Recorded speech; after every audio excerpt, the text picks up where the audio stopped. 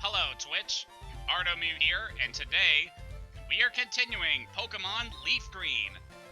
Last time, we finally arrived in Fuchsia City and got a look at all the different things we could do here, including winning our 5th badge. There are only 3 more badges to go until we reach the end game, and that is very nice. So today, we're going to head to Saffron City. And in order to get there, we're going to take this path up to Celadon City that we could have taken before to get to Fuchsia, but I just didn't feel like doing it yet.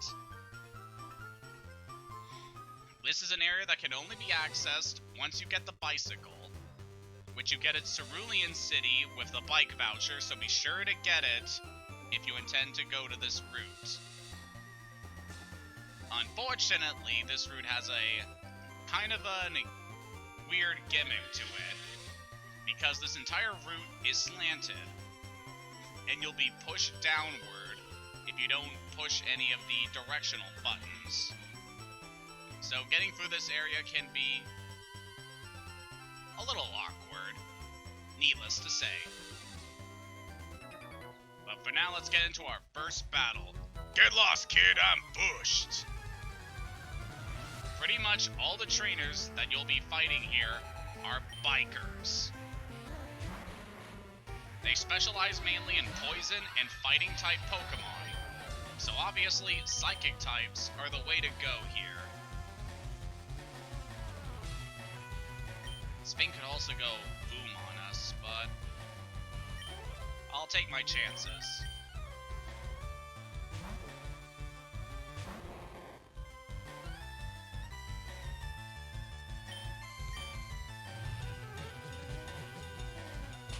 It's been kind of a trend in the Pokemon series to have an area that is only accessible with a bicycle. At least in the earlier generations. They kind of stopped doing that recently.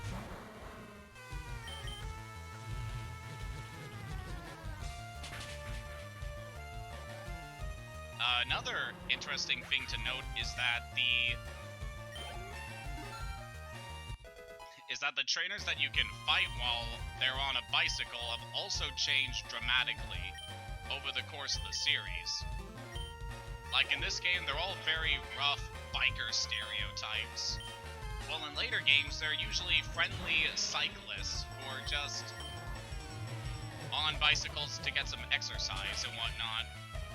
Which is pretty interesting when you think about it, how they've progressed.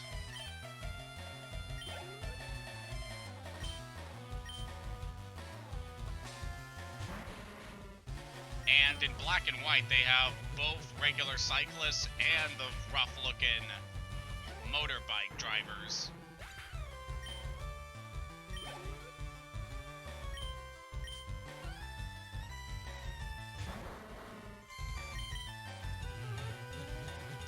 So yeah, it looks like Mimian is going to see a lot of use here, which is good because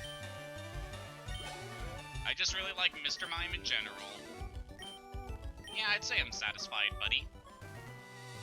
Oop. I really do not like the fact that this route is slanted and you get pushed down. But there's a lot of trainers here, so we are going to get a lot of experience, which will be very good because there are some tough battles coming up.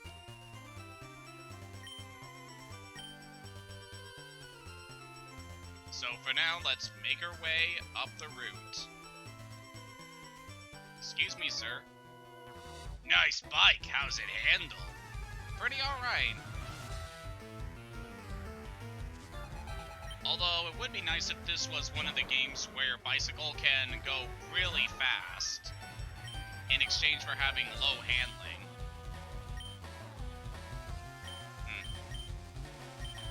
Let's try to put this thing to sleep and whittle it down. I decided to teach Bella Cut because we reached the point in the game where we can remove HMs whenever we want, so I figure it's alright to give that to her. Just have a nice neutral attack against most Pokemon.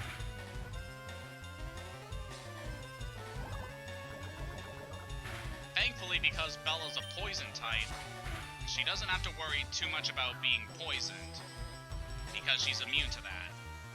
But that accuracy drop is not very good. Nice. Alright, let's swap you out.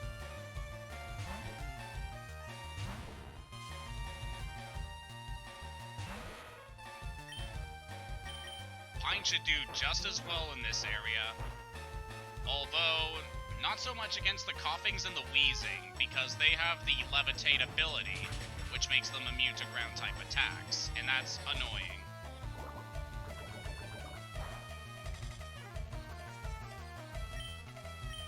You're also very likely to get poison on this route, so be sure to bring a lot of healing items with you.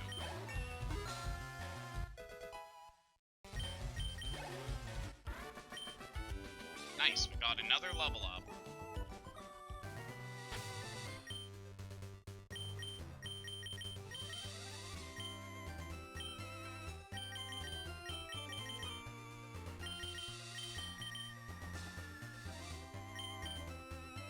Before we get done with this route, we're probably gonna see a very dynamic change with one of our team members.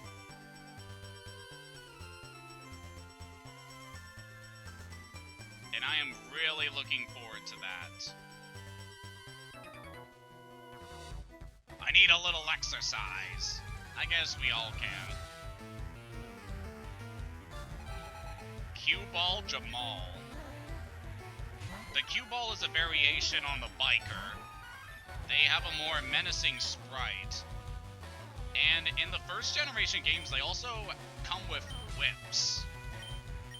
Which is just...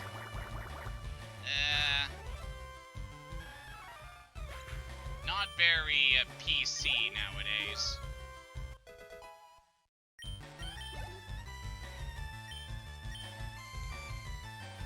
Yeah, let's let you keep fighting here.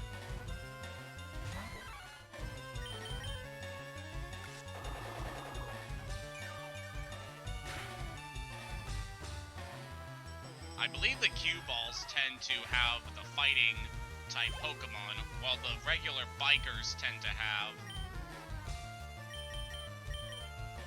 the poison types. Margarine should be able to handle this Machamp. This is the fully evolved form of Machop. So, it's pretty cool seeing it this late into the game. Unfortunately, getting a Machamp for yourself can be pretty tricky, because it's one of the few Pokemon that require being traded in order to evolve. So you need another player to do that, which can be pretty annoying if you're playing on an emulator.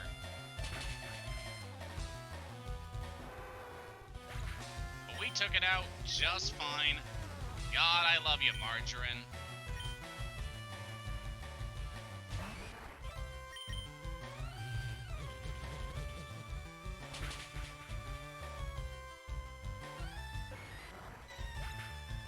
Nice work. Ooh, good workout, I'll say.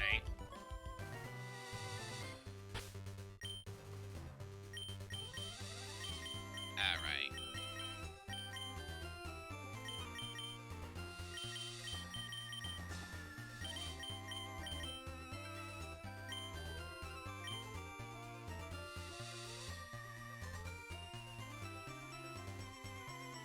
We should almost be at the top of this route by now.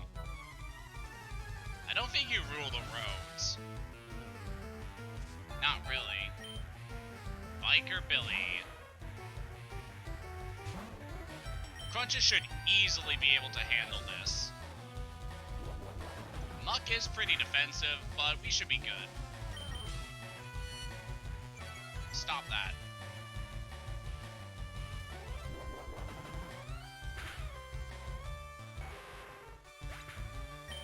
Nice work. Yeah, you did get smoked. Hello there. You headed to Fuchsia? No, I just came from there.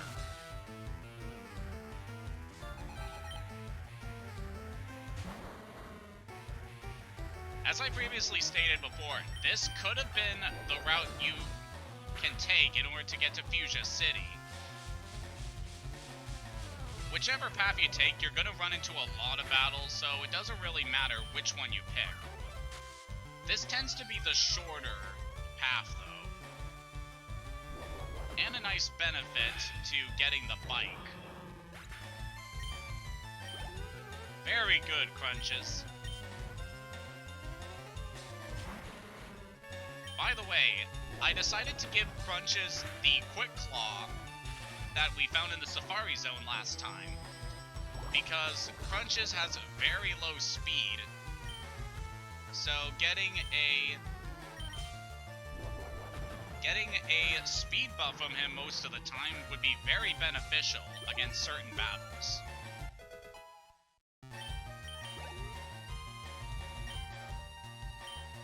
Alright, we got that taken care of. Let's send out Raffian.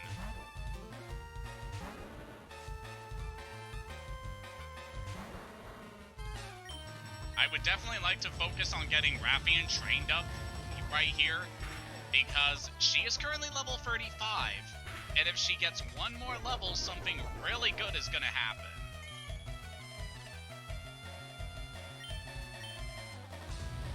So let's use one more flamethrower.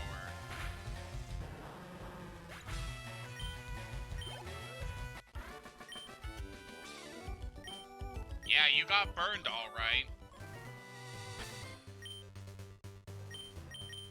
Nicely done.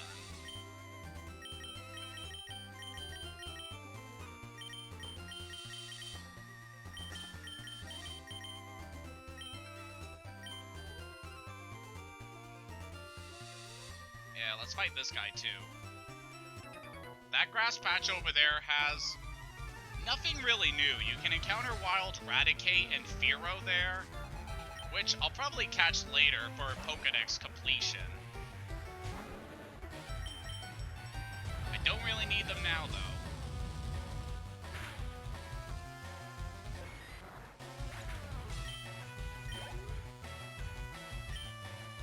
Here's another Machamp.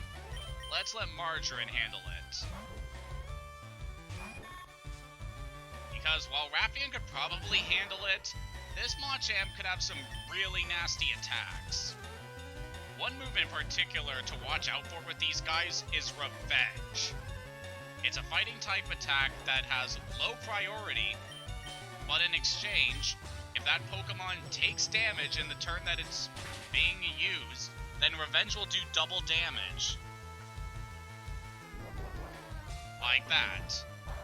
Thankfully, Margarine has a great resistance to fighting type attacks, so she was able to handle that very well. I also decided to give her the leftovers, since by this point in the game, she is pretty frail. So a little additional healing every turn would be very beneficial. Woo!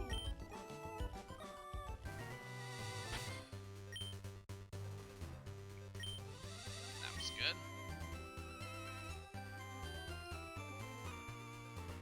And this is the part where the route stops slanting, so you don't have to worry about that. There are some trainers down here we missed, so I'm gonna go take them out. And get some more experience for my team. There's no getting rich quick battling, kids. I don't know, have you seen the amount of money these people give me sometimes? Oh. Let's burn this monkey!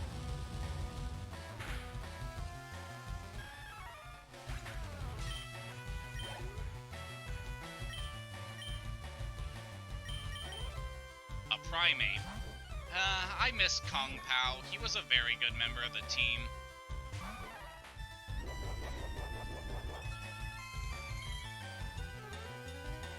But this late into the adventure, I just felt like he wasn't that necessary.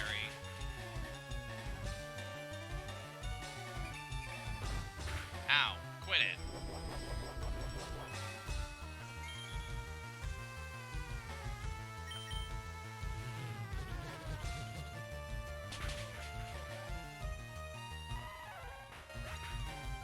Again, it's a good idea to have a psychic or a flying type when going through this area. Burned out. Yes, you did.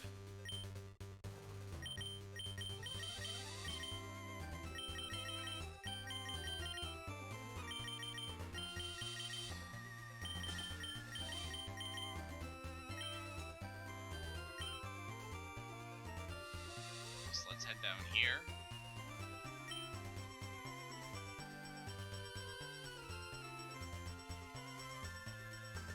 I believe if you use your item finder around here, you can find some items, but I don't think they're all that necessary.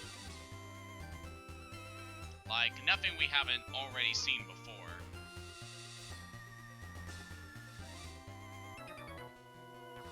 Be a rebel!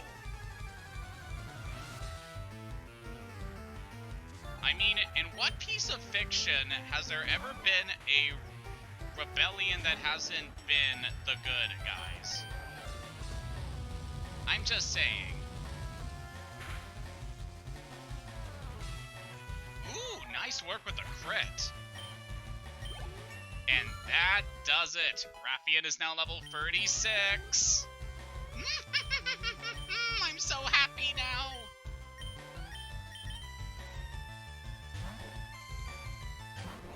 My man can handle this next one. Machop, of course, is the middle form between Machop and Machamp.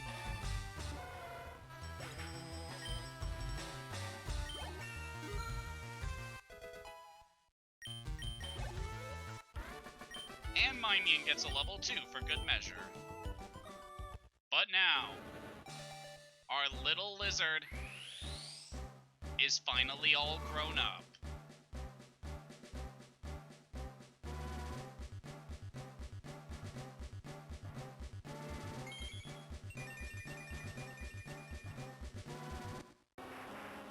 It's Charizard, a Pokemon I consider highly overrated, but it's still pretty good.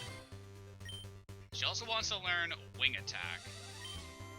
I'm not going to teach her that for reasons that will be apparent. Because now that she has wings, we can teach her Fly.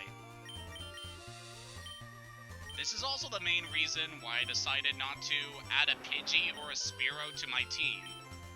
Because I figured, well, I'm gonna have a flying type once Raffian is fully evolved anyway, so there's no real reason to add one of those Pokemon to the team. But now let's take a look at her in all her glory. Those are some real good stats. Charizard, of course, has very high special attack and speed, and pretty decent end stats everywhere else. Although, because it's now a flying type, it gains a lot of the flying type weaknesses. Especially when it comes to rock. Definitely want to keep this thing away from rock Pokemon. I mean, it does get Metal Claw, but it's still pretty risky.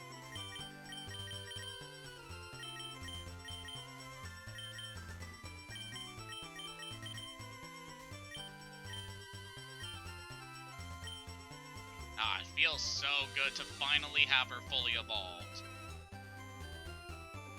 Because Raffian is now a real powerhouse. She's going to be very helpful in a lot of battles coming up.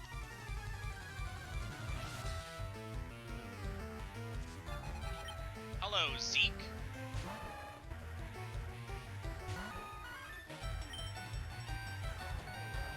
Let's put this guy to sleep. I don't need you messing with me.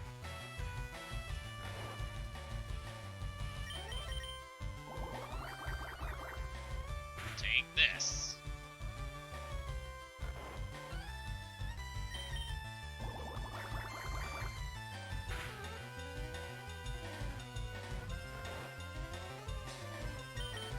One more should probably do it.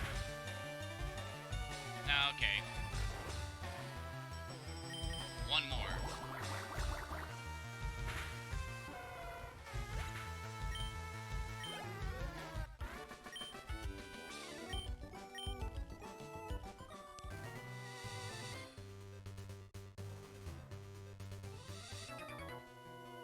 Let Voltorb electrify you. Oh, you have a Voltorb, huh? Yeah, they're pretty good Pokemon. They have one of the highest speed stats in the entire game.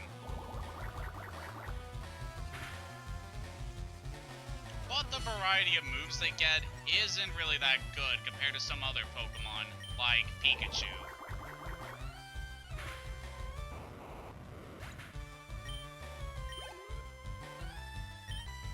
They're still good.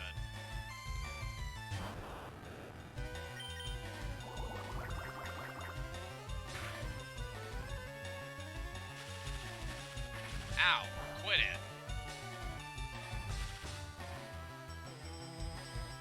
Man, I was really expecting one of my Pokemon to get poisoned here and not paralyzed.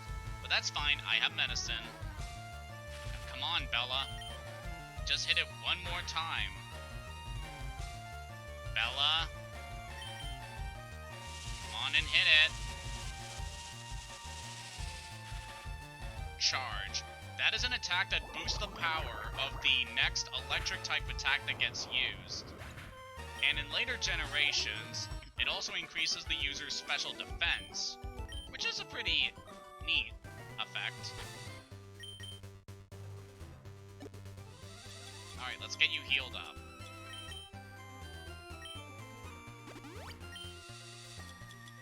And take a fresh water too. I'll probably need to stock up on healing items later.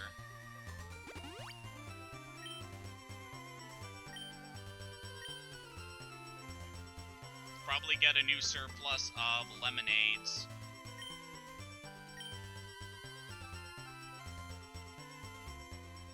We're just going to avoid the grass right now and get back up here. Now, I highly recommend you fight and defeat all 6 of these trainers here, because later in the game, if you ever find yourself wanting to train your Pokemon in order to get up their levels, these 6 trainers are really good for training.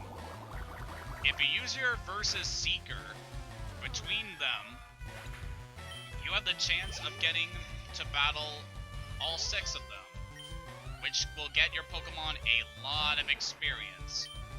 Especially if you're using a flying or a psychic type, because it just takes care of their Pokemon so easily.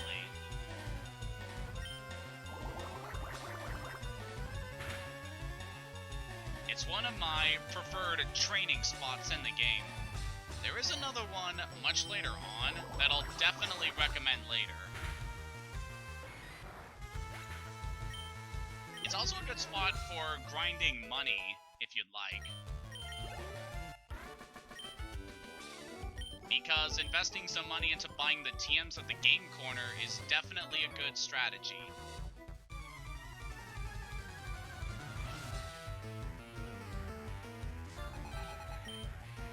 Hello, Ruben.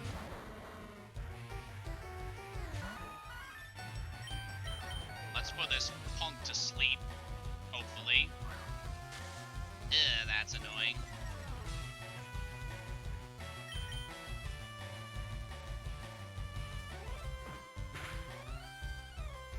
Yeah, I don't like that.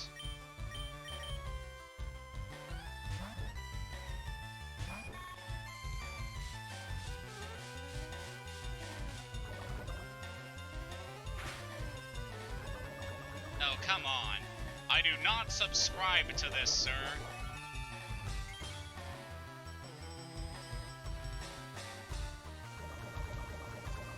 At least that partially takes care of the poison.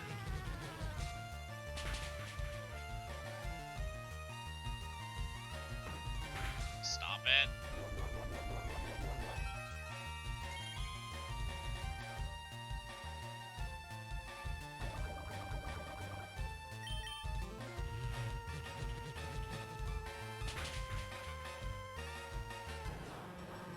way.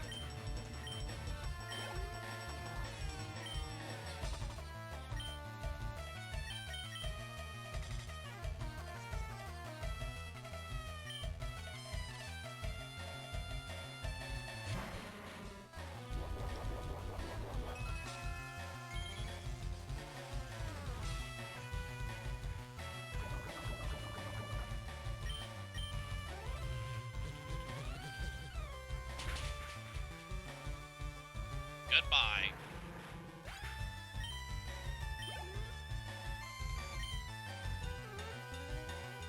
Of another wheezing, seriously? I'm probably just gonna Dream Eater this thing.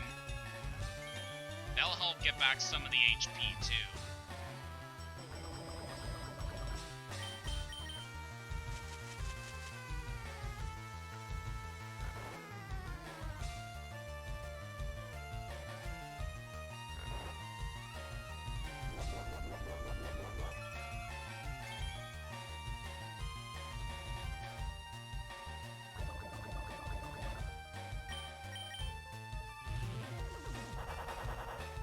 I do not want to imagine what a wheezing dream's about.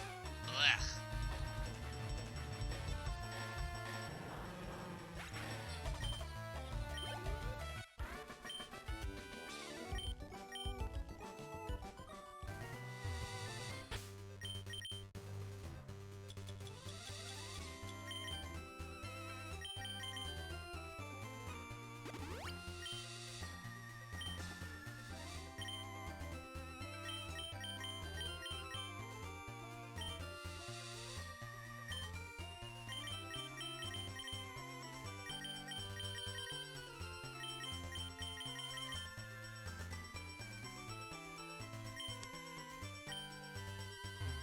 Alright, just 4 more guys to fight, and we'll be done with this area.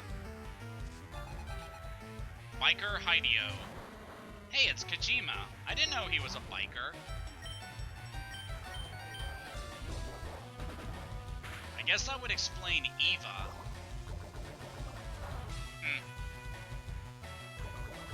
Oh, come on. Dick move, game.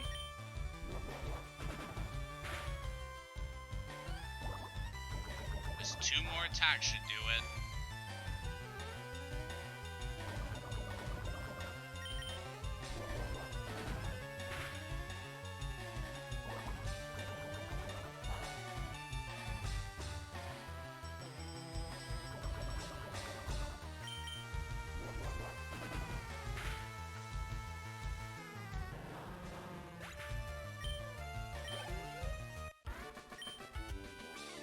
Kaboom!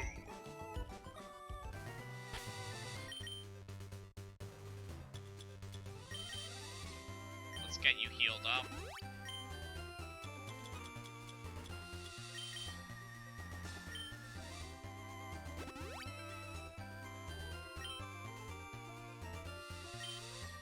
Yeah, I'll definitely need to buy some more healing items. I'm not a mouse. You, sir, need to get some glasses.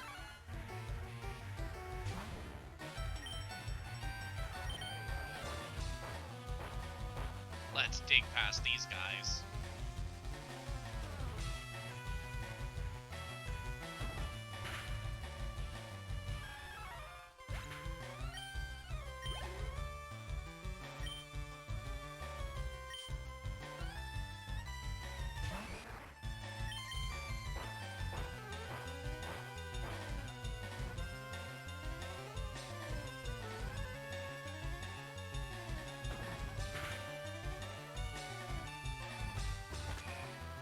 Ah, jeez.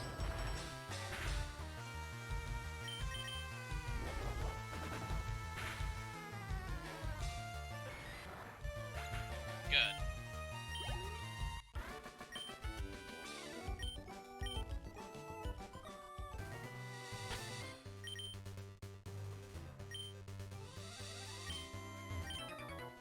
Nice bike handed over. Hello, Koji. Wait, Koji Kondo?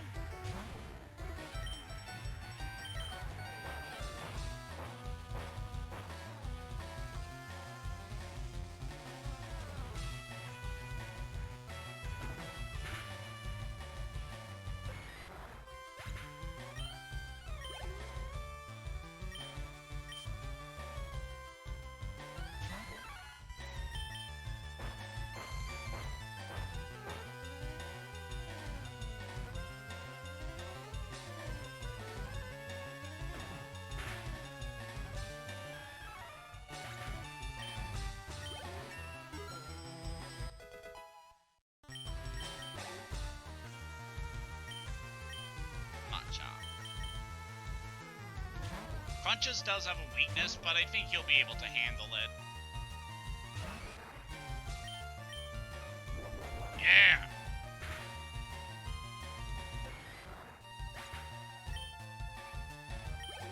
Very nice.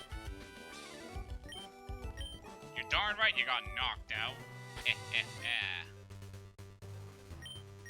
So now there's just one more to go.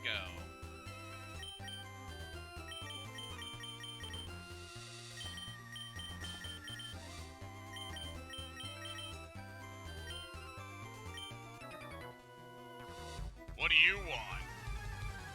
A lot of things. Wow.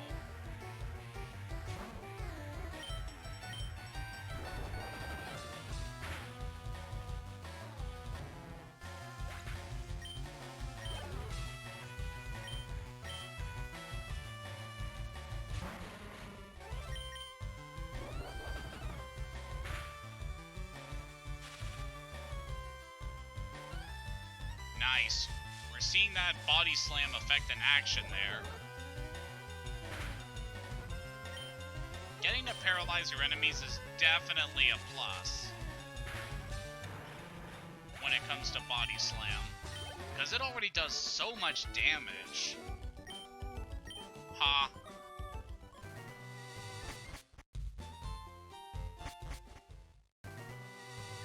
And with that, we're all done with Cycling Road. I should probably stock up on items before we head off to the next area.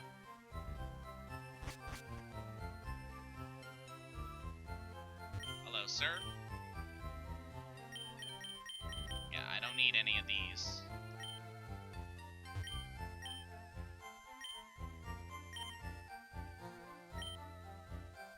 Oh, yeah.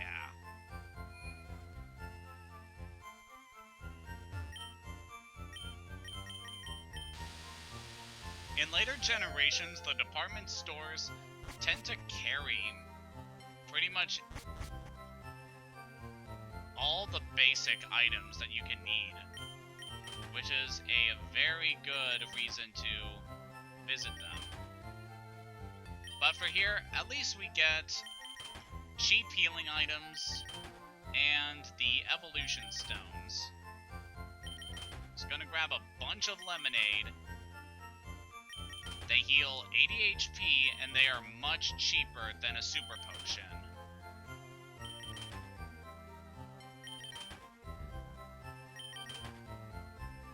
That's probably good.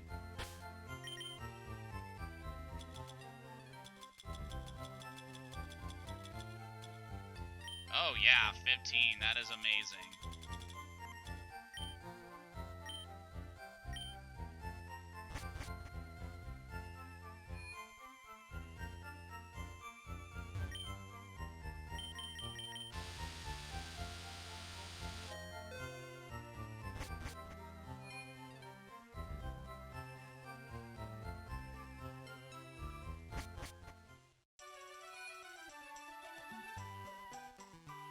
So let's go heal up, and then we'll head off to Saffron.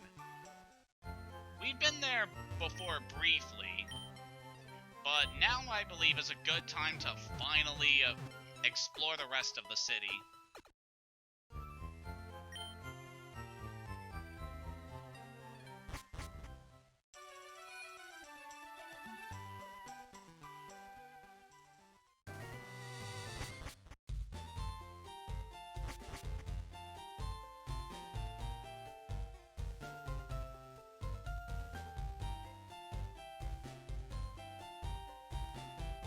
I believe we've already seen Mr. Psychic.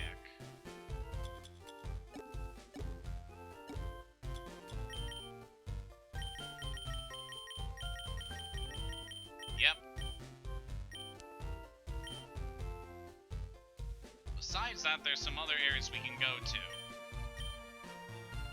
This guy normally blocks the entrance to Silph Co until after you clear out the Pokémon Tower. We'll be going in there very soon. So that guy's blocking that area off. And that place. Unfortunately, we cannot access the gym while Team Rocket is here, but there is another area that's open to us right now. This is the Pokemon Fighting Dojo. Everyone here has fighting-type Pokemon, and there's a pretty good reward for you if you're able to beat them all.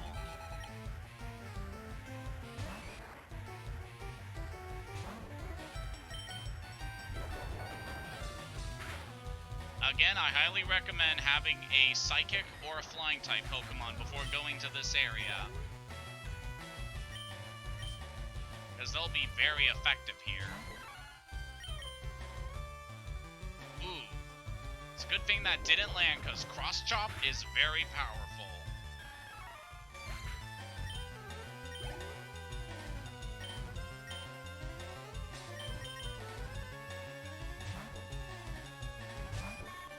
Margarine should be able to handle this next one. Primate.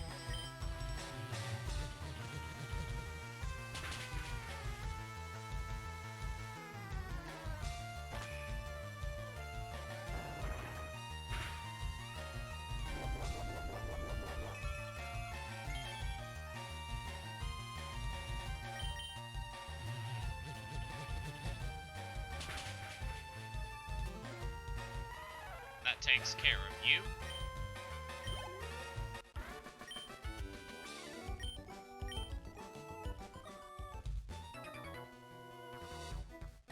I hear you're good. Show me. Well, you heard him. Let's show him.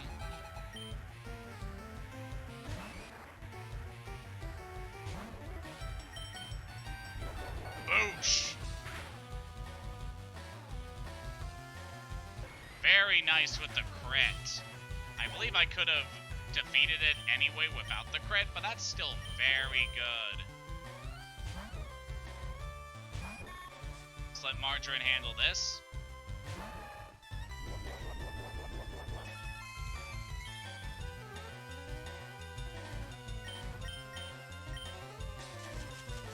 Just as a heads up for the future,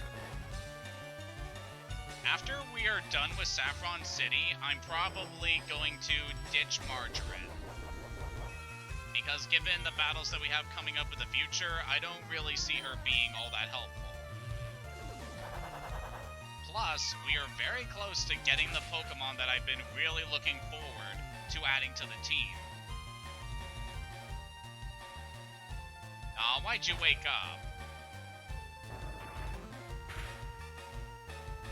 Ah, frickin' Seismic Toss.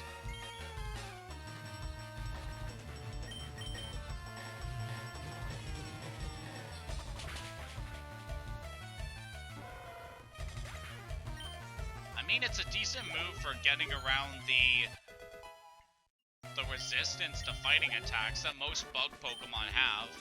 But I mean, you could have had Rock Tomb or Rock Slide. That would have worked better.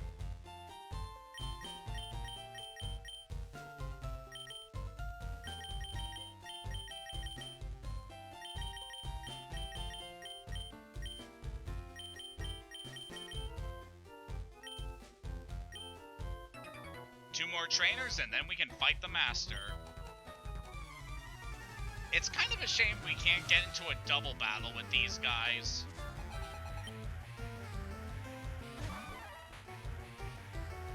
Because in most games, if two trainers catch you in their line of sight, then you get into a double battle with them, which can be pretty interesting. Alright, let's send Raffian out for her debut battle in her new form. That's a pretty good Charizard sprite. Definitely much better than its Gen 1 sprite, which looked absolutely awful.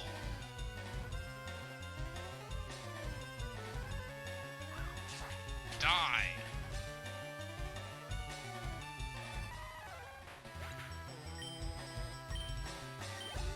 Nice work.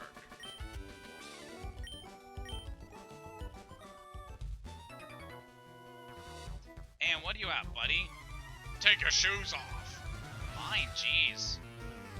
I don't even wear my shoes when I'm at home. I usually either go barefoot or wear socks.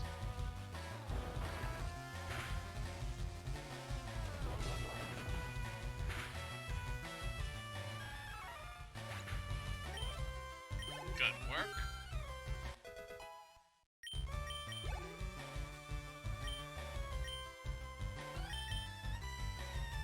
Let's let Raffian handle this next one.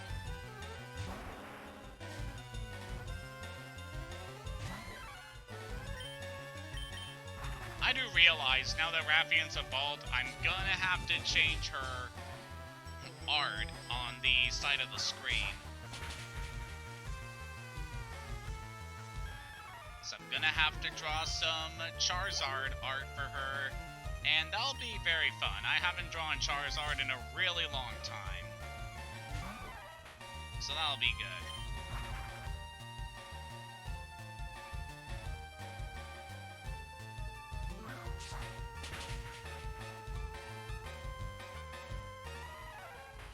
Very nice. I give up. He's giving up. Get him.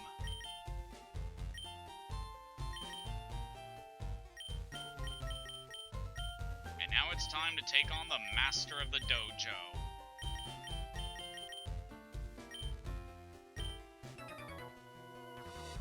Grunt! I am the karate master. I am the leader here. You wish to challenge us? Expect no mercy. Wah!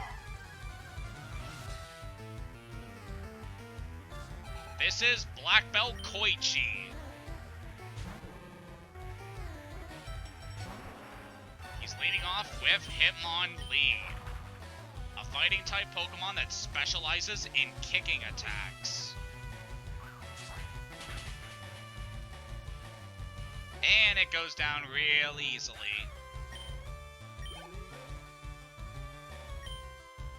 And next up, he's got Hitmonchan, a fighting type Pokemon that specializes in punching attacks.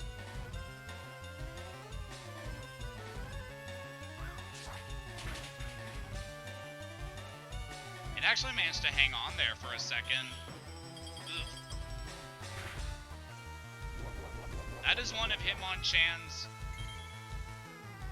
rather interesting attacks that it manages to get while other fighting types don't.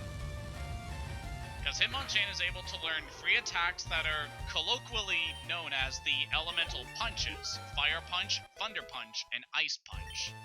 They're very good moves, but not on Hitmonchan, at least in this generation, because those attacks are still treated as special moves.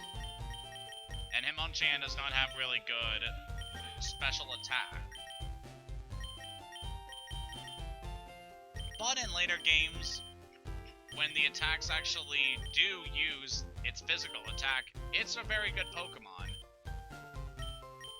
Indeed, I have lost, but I beseech you, do not take our emblem as your trophy. In return, I'll give you a prize fighting Pokemon. Choose whichever one. So for beating this guy, we have a choice between getting either a Hitmonlee or a Hitmonchan. You cannot have both of them, you have to pick one. In this game, at least, I prefer Hitmonlee. I'm not going to give it a name because I have no use for it.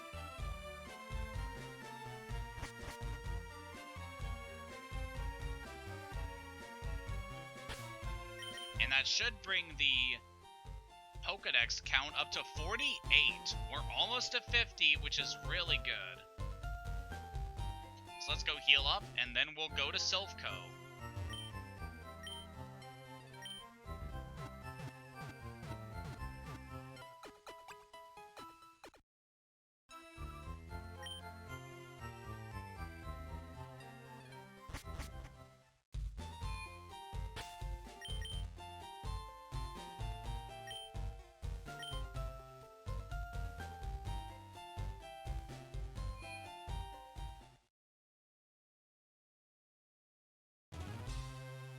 Silph Co has been taken over by Team Rocket as part of one of their heinous plans. And now it's up to us to try and liberate this area.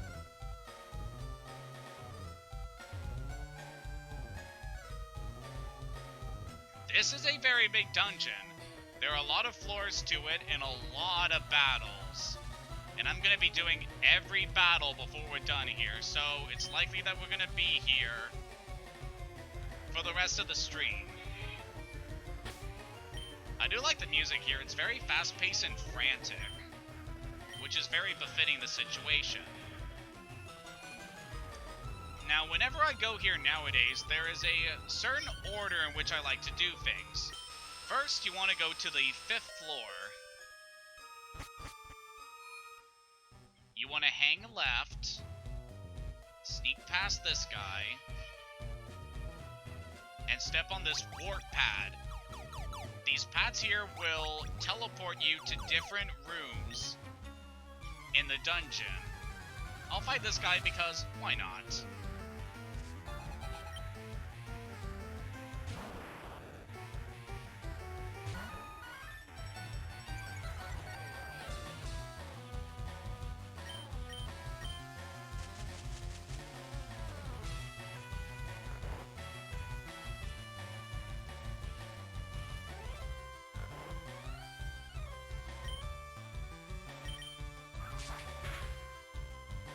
So yeah, there are a lot of Team Rocket grunts here. And a lot of time is going to be spent fighting their Pokemon. Hopefully, I'll be able to think of enough topics to discuss during this mission.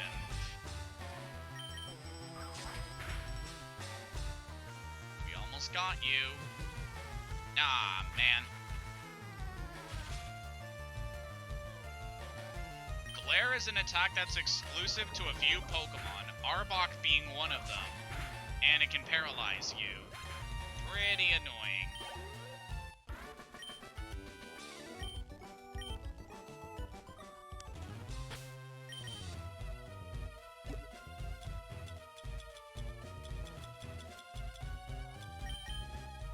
Let's heal you up.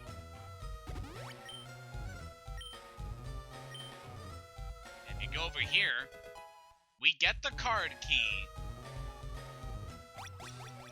The card key is necessary for making progress in this dungeon. Because as you can see, there are these gates here blocking your path. But with the card key, you can get rid of them.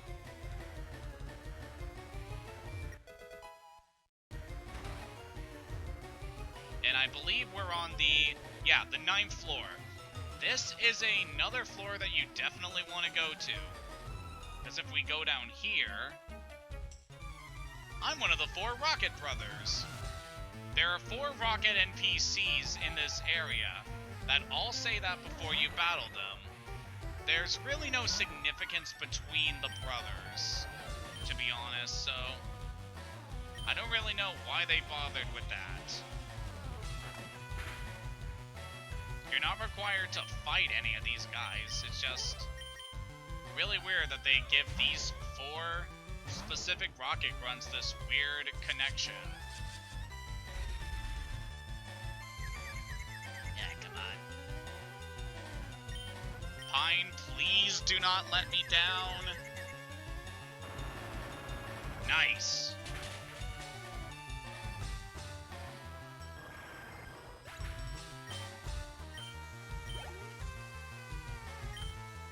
Luckily, the Rocket Grunts here aren't really all that strong, because you can access this area as soon as you complete the Pokemon Tower. I just decided not to do it now because I have my own path that I like to take while playing these games.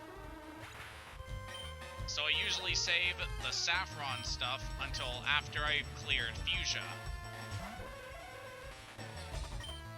But you can do either Saffron City or Fuchsia City in whatever order you want.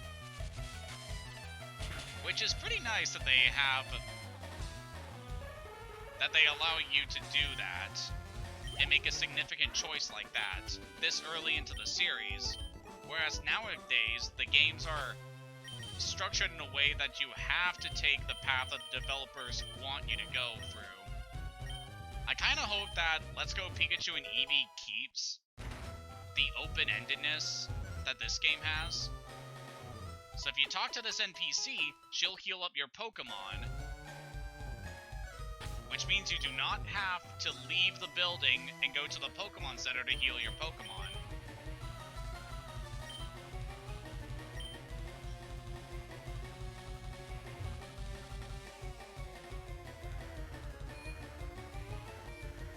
Now that we've done that, let's go clear out the dungeon. Floor by floor.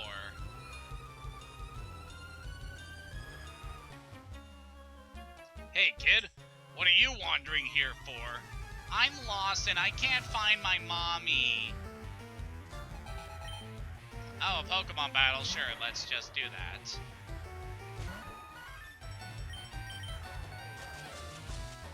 And while we're going through this dungeon, I would like to talk a bit about my personal feelings about Team Rocket as an organization and as a threat within the franchise. Team Rocket is pretty interesting in terms of villains. They've been present in a lot of games in this series, mostly in the Kanto and Johto games, although they also had a resurgence in Ultra Sun and Ultra Moon in the form of Team Rainbow Rocket, which was a really cool aspect about that game.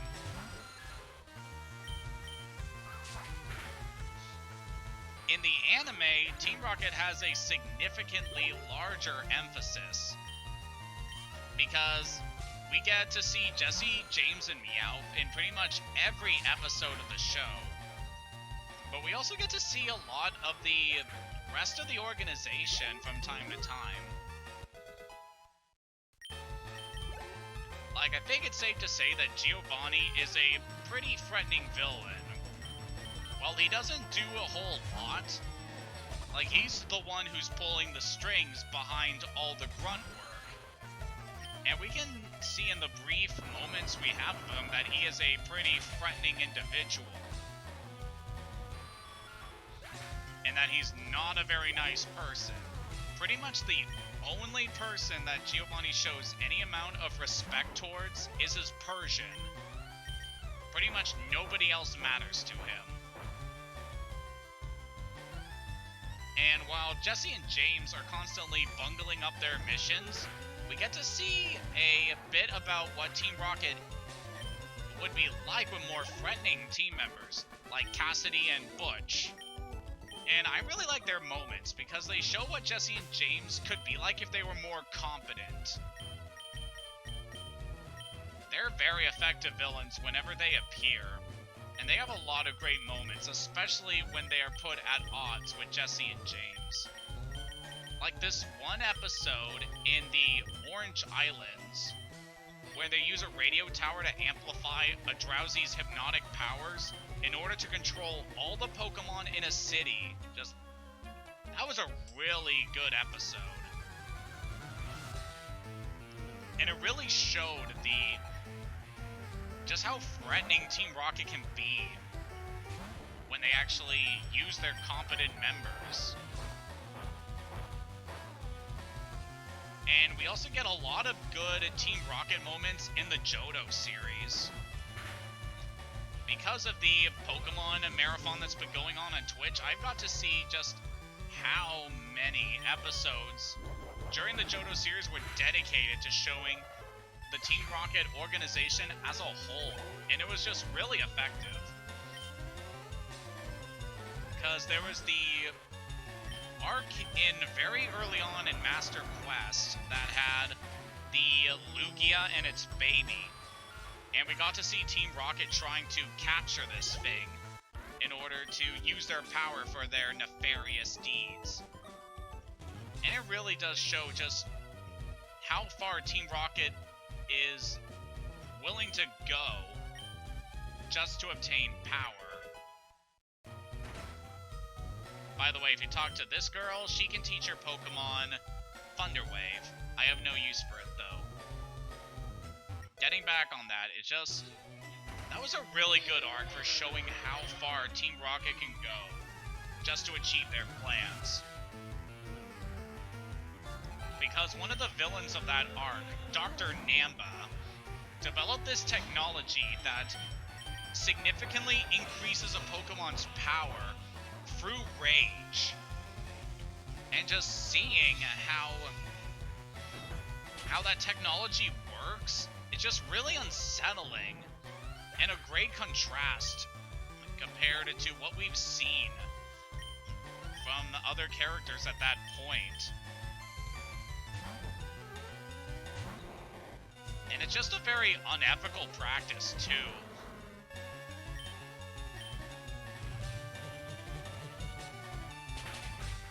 Also, Cassidy and Butch had a very good presence in that arc, so that also works out very well. We also got to see more of Team Rocket during the Red Gyarados arc that happened much later. How they were running experiments and they ended up evolving this Magikarp into a Gyarados. Which, to them, was a good idea, because if they could force Pokemon to evolve and get stronger, then it doesn't really matter what methods that they would use.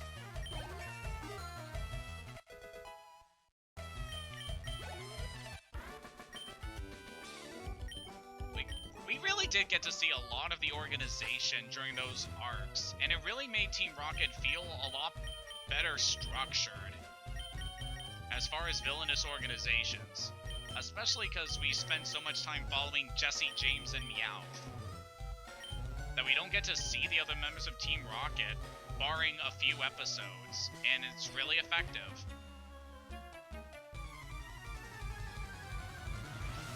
I also like the running theme they have going on with their Team Rocket members, and how some of them are named after well-known criminals.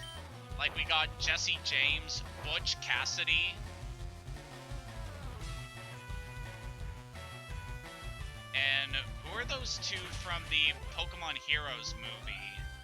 I know that they had another naming scheme like that.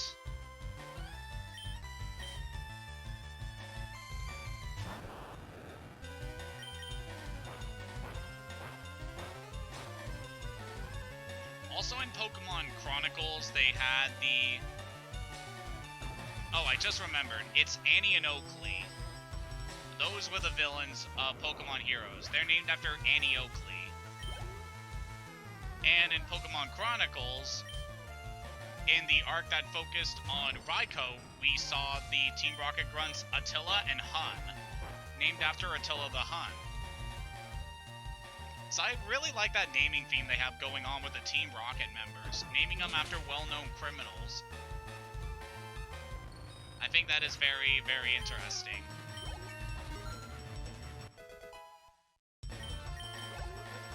Unfortunately, after Johto, we didn't really get to see too much of Team Rocket's organization until Black and White. And while I do have my less than positive feelings towards the Black and White series, when it comes to Team Rocket's portrayal during that arc, it is phenomenal. Like, we actually get to see more members of Team Rocket again. We get to see Jesse and James actually becoming competent. We actually get to see them doing missions and doing them well and succeeding. It just really made me happy as a longtime fan of the series to see everything they do. That it really made me happy whenever Team Rocket were on screen. Plus, any time during the Black and White series that's not focusing on Ash is a plus. I really cannot stand Ash's character in that series.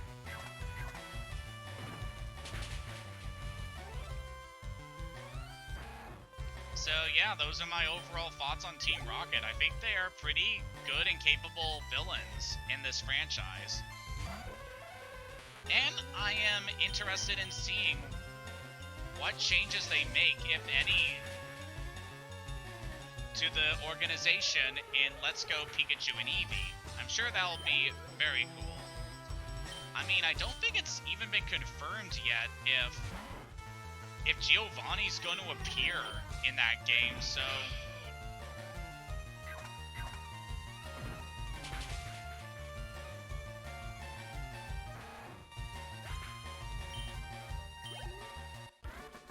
really like it if they do some kind of twist with Team Rocket. Like, it turns out Cassidy and Butch are the people you have to fight instead of Giovanni. That would be awesome.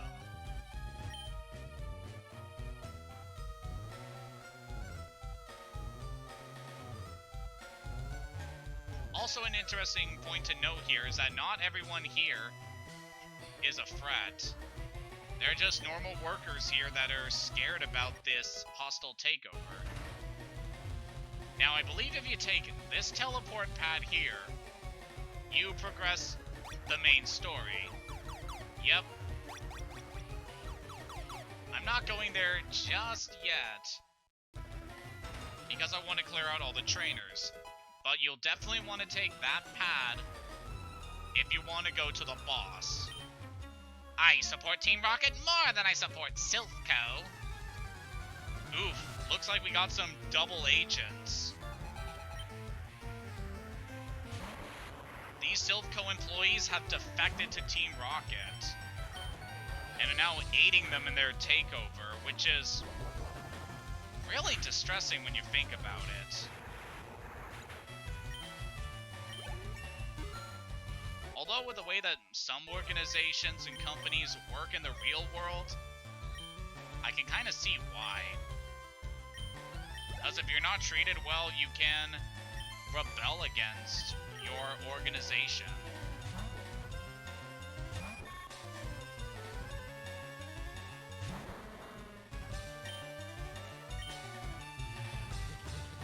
We should be just fine. The scientists here tend to use electric-type Pokemon, like the Voltorb and Magnemite lines. Of course, we're seeing here this guy also has a Weezing. You want to be careful around the Coughing and Voltorb families that you encounter here, because they can go boom, and that'll do a lot of damage.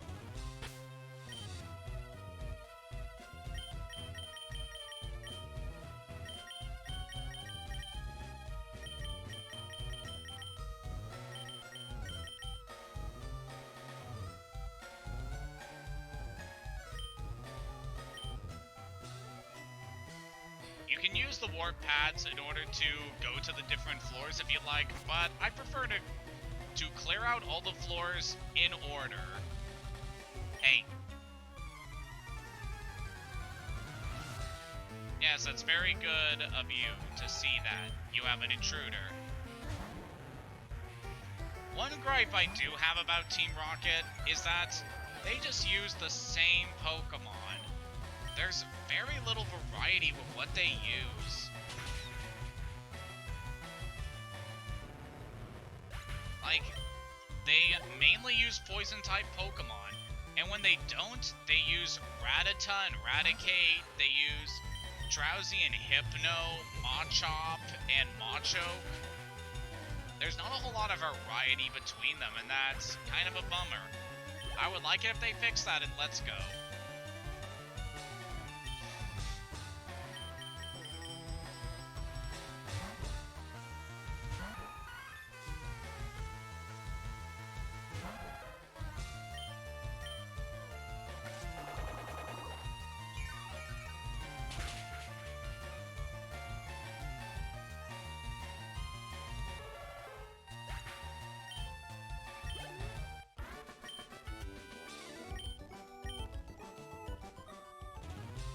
I mean, we all have our feelings about Team Rocket.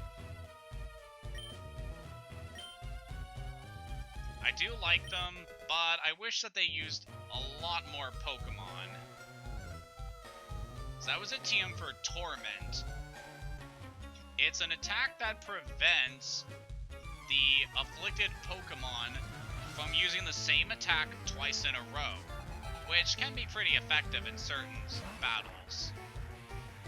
Especially when you want to keep a certain Pokemon from using a very powerful move that can easily wipe your team. I don't really have any use for it, so whatever.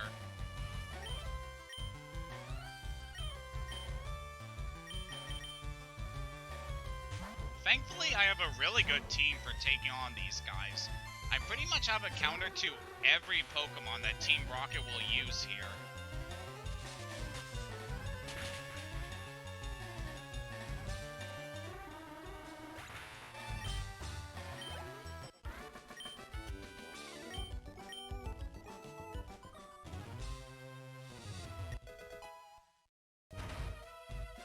Hello.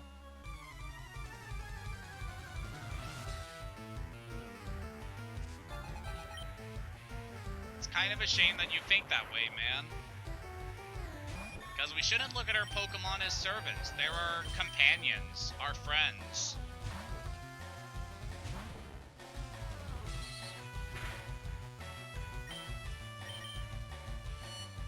Stop that.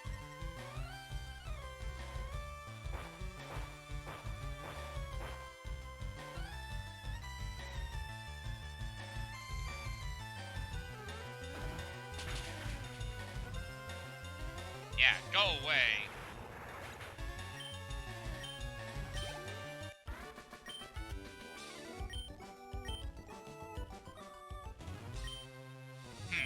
Jerk. So yeah, that guy gives a hint about the card key when you beat him. I've already gotten it, so there's no need for that information. Ooh, look at all these items. Occasionally you'll run into these rooms full of boxes and items, so definitely want to pick them up. Max Revive, that is so good. Hello. Shh, can't you see I'm hiding? Fine.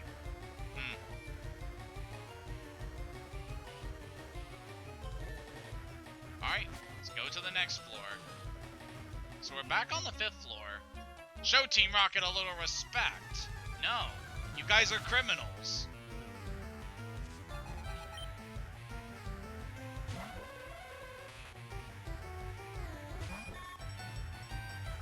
Ooh, a Hypno. If only I had a certain attack that Butterfree can learn. Unfortunately, it learns that attack a bit too late. And we're probably not going to see it in action much.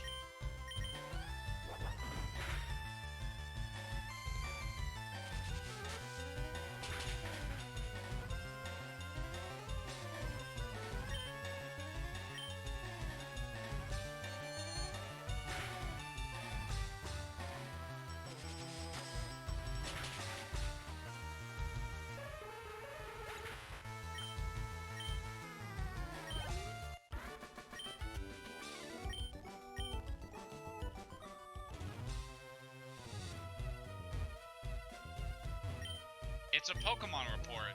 Some Pokemon have been confirmed to evolve when they are traded. Over 350 Pokemon techniques have been confirmed. Pokemon Lab created Porygon, the first virtual reality Pokemon.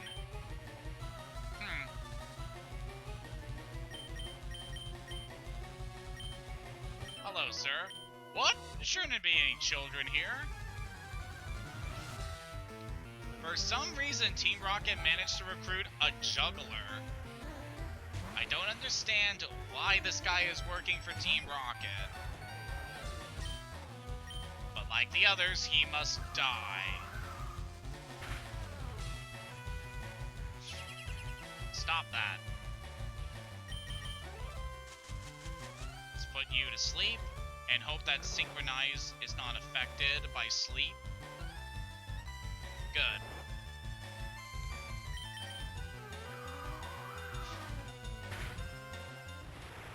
Very nice.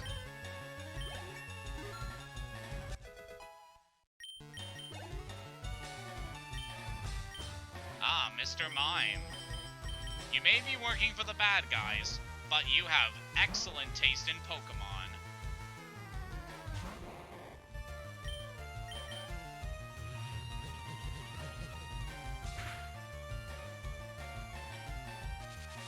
Luckily, Crunches does so much HP. He can easily take these attacks. Stop that.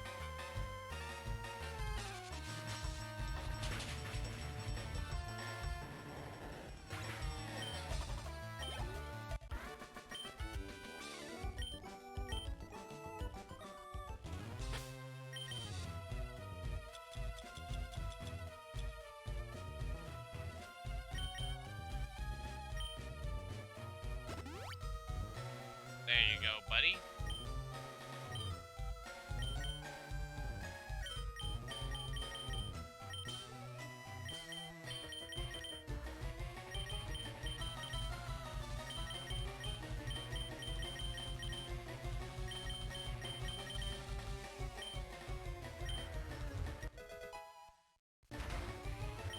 Team Rocket's in an uproar over some intruder. That's you, right? Maybe. Hello. We study Pokeball technology on this floor. Yeah, Silph is apparently the company that creates all the Pokeballs in Kanto. And supposedly in Johto, considering that nobody really mentions who makes Pokeballs there.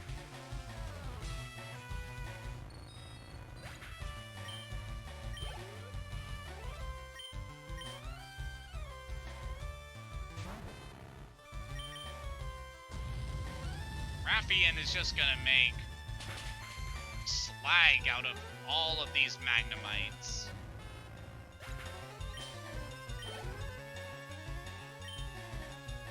It may be a good thing that you got the Steel type, but you also get all the bad that comes with it.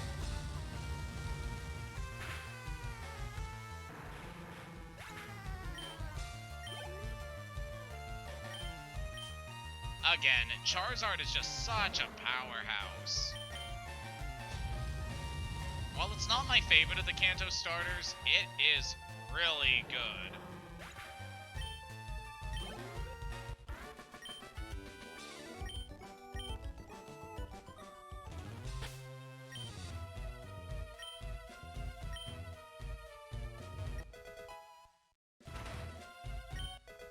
Ooh, a protein.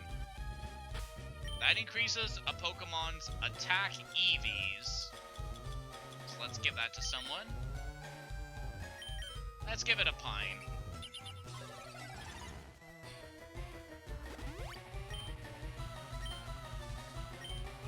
Hello there. Those thugs took over a building. Their boss said he was looking for strong Pokemon. I hope our president managed to avoid trouble. Now, I think there could be some hidden items around here in this building, so you should probably use your item finder when you can. What do we got here? TM1 Focus Punch. That's a really strong fighting type attack. However, it always goes after your opponent, and if you get hit by a direct attack, then Focus Punch gets cancelled out. I'm one of the 4 Rocket Brothers. Ah, so this is the second guy we fought. Good.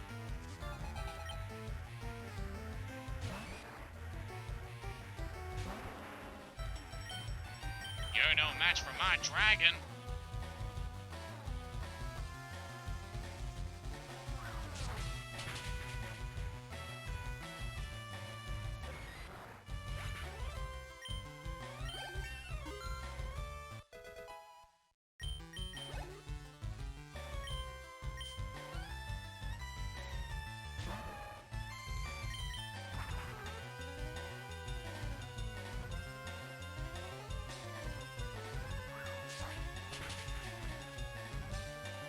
Boom! Goodbye, son. Flame out. Not while my Charizard is here. Then it's flame on.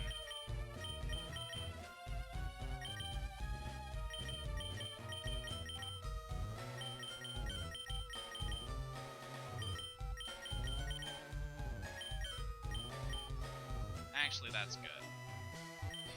Oh dear, help me, please! That man next to me, he's such a coward. They must have targeted Silph for Pokemon products. Team Rocket's trying to conquer the world with Pokemon. The Rockets came and took over the building. You dare betray Team Rocket? That implies that I was with Team Rocket at some point, which I'm not.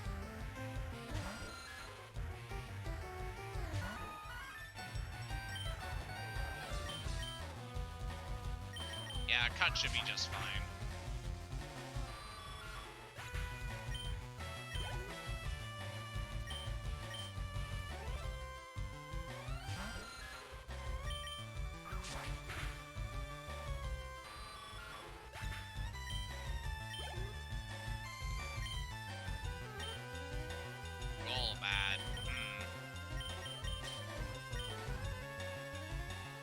Yeah, Pine should be able to handle this one.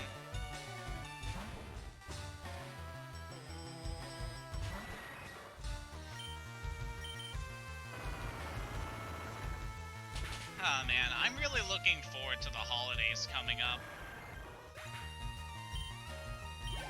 Because Halloween is in like 2 days, and then we got the Christmas season coming up. It's gonna be real good. It'll be nice to see all my relatives again. I mean, we already had a meetup in September, so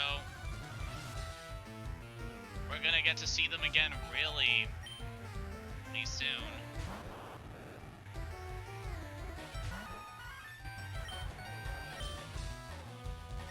But yeah, I'm just really happy that the holidays are coming up.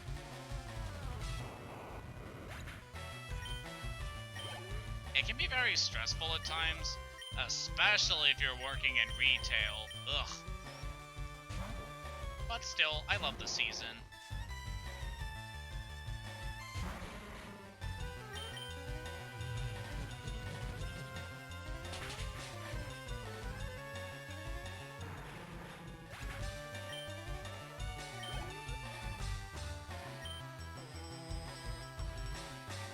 Coffee.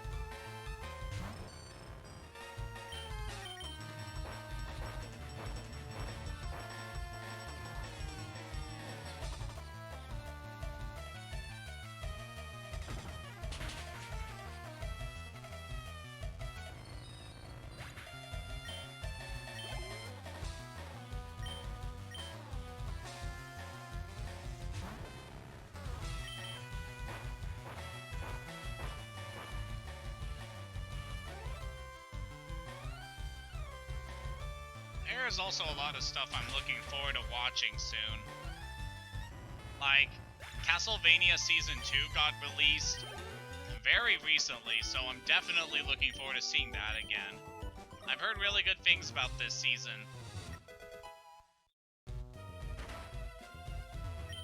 And of course I got my usual internet shows to catch up on. The new season of RWBY started, so that's going to be very good to catch. HBO. Let's give it a Bella.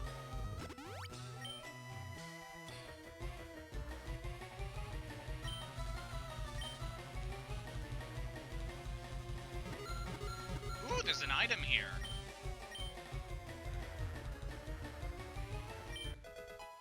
A Carbos hidden in the plant. Alright.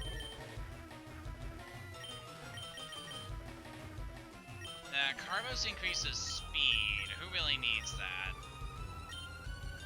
Let's give it a Mimian.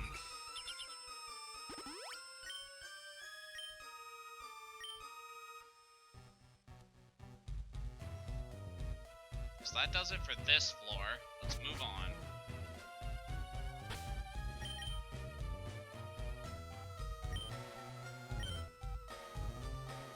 Hello. I'm one of the 4 Rocket Brothers.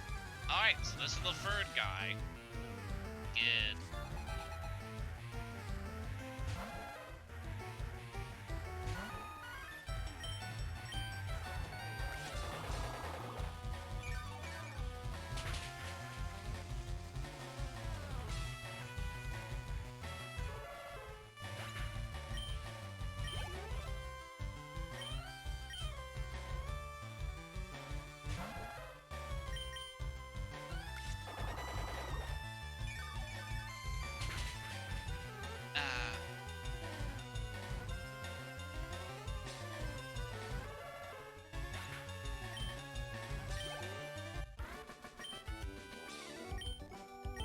Sorry for going silent right now. I just can't really think of anything else I can talk about right now.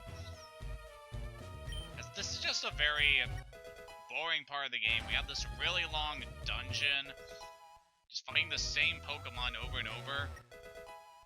I guess we can talk about that. We just picked up the TM for Bulk Up. It's an attack that can raise the attack and defense of the Pokemon that uses it. So it's very helpful for certain Pokemon, especially physical attackers. Gets them nice and beefy so they can do lots of damage and also take hits a lot better.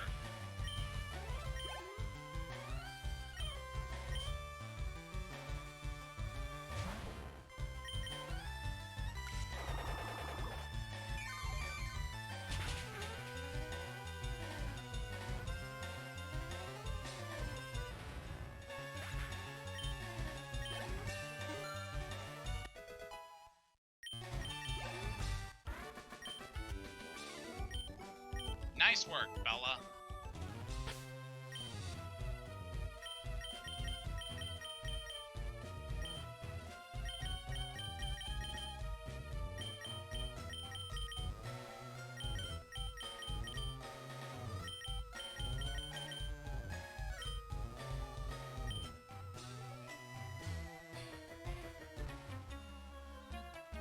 Uh-oh, I smell a little mouse.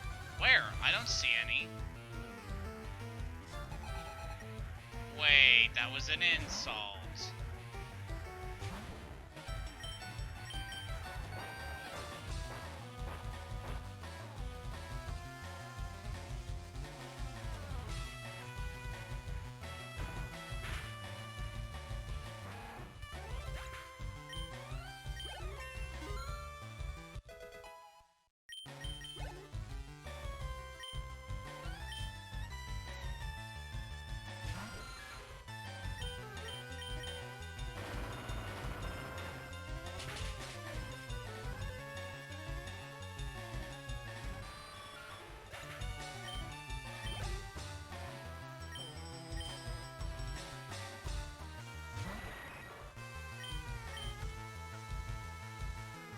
Come on, Pine.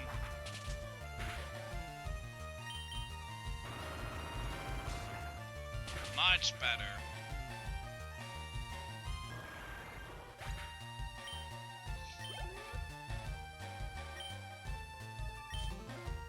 This one shouldn't be too bad.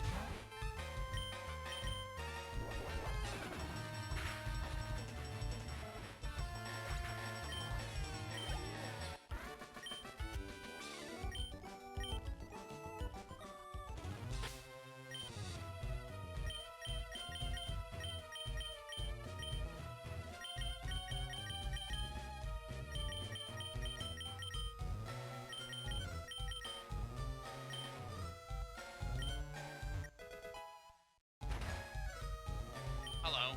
You! It's really dangerous here. You can't save me? You can't. It'd be bad if Team Rocket took over Silph for our Pokemon. Team Rocket was after the Master Ball, which catches any Pokemon.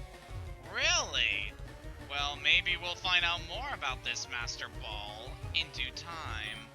You mistook me for a Silph worker?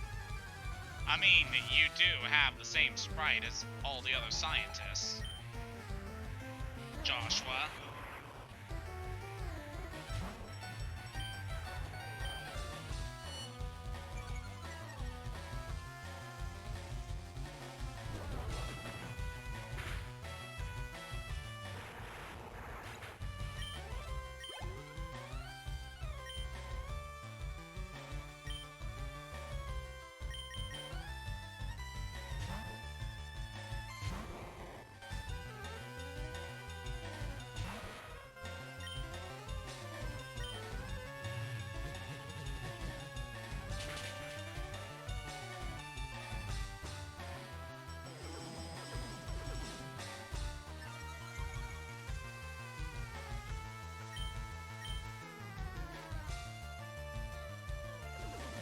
If this thing is going to keep using Mini-Mize, I might as well use Shockwave.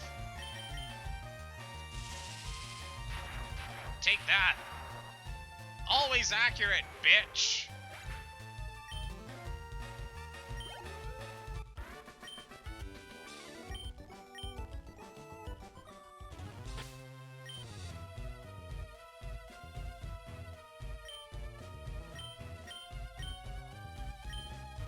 guess that went well.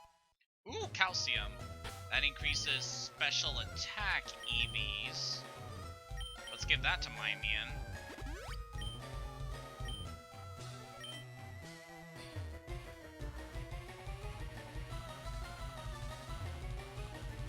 So can't get over there unless we use the teleporter on the third floor. We'll be back there very soon. Hello, sir. Ooh, Eradicate. I'm so scared.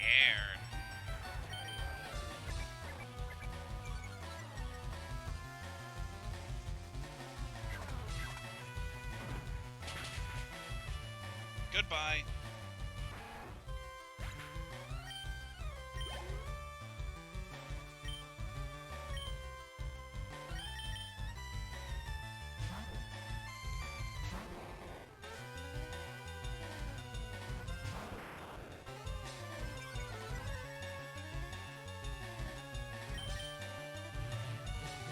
Take this.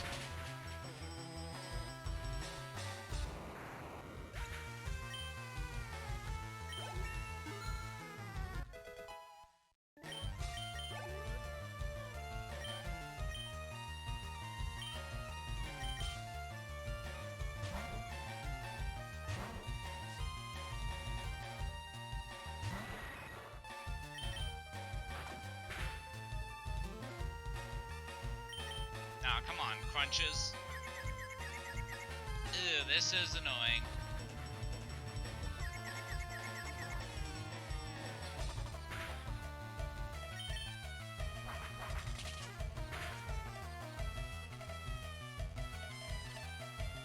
It seems like no matter what you do, Zubat and Golbat always find a way to make a battle drag on. They're very well equipped for that.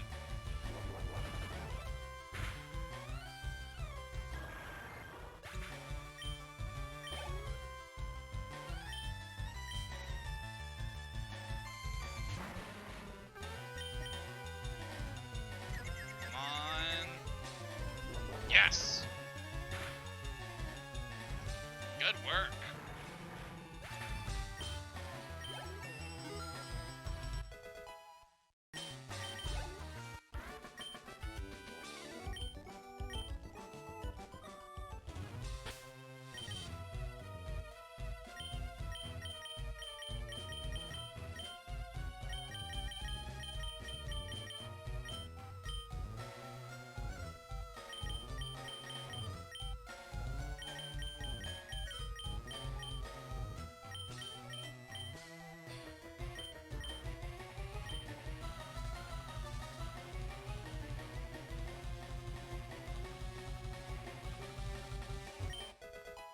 Iron. That increases a Pokemon's defense EVs. Let's give that to Pine. She'll need as much defense as she can get since she's one of my main tanks. And there is a hidden item here. Nice. A nugget. We can sell that for a lot of moolah. Train Pokemon are just tools we use. What will happen if that tyrant takes over our company?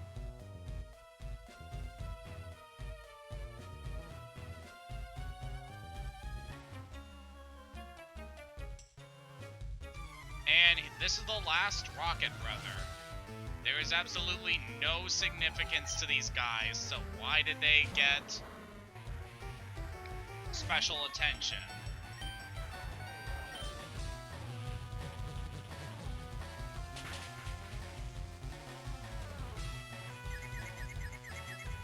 At least this guy's confused.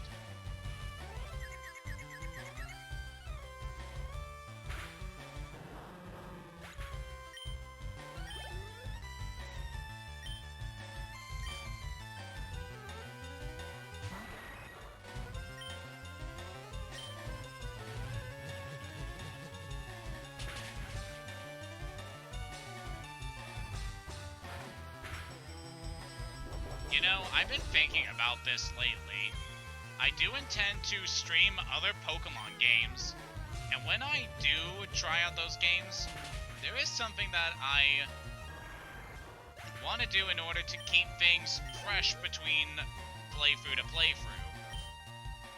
And that is, I'm not going to be using any Pokemon that I have used in a previous stream.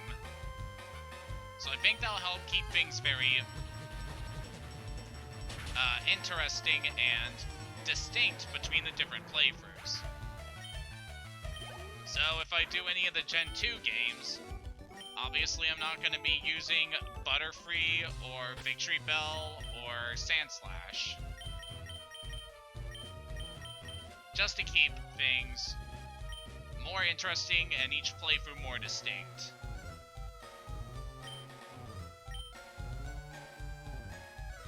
That's my logic behind that. You're causing us problems. Yeah, well, that tie makes you look like a girl. I'm sorry, that was very sexist.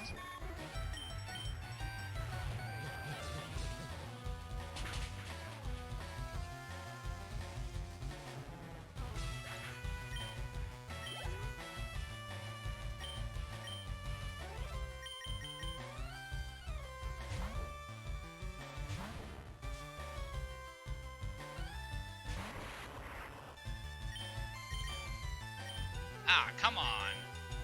Oh, well. We are very close to the healing area, so we'll be able to get you up to snuff in no time.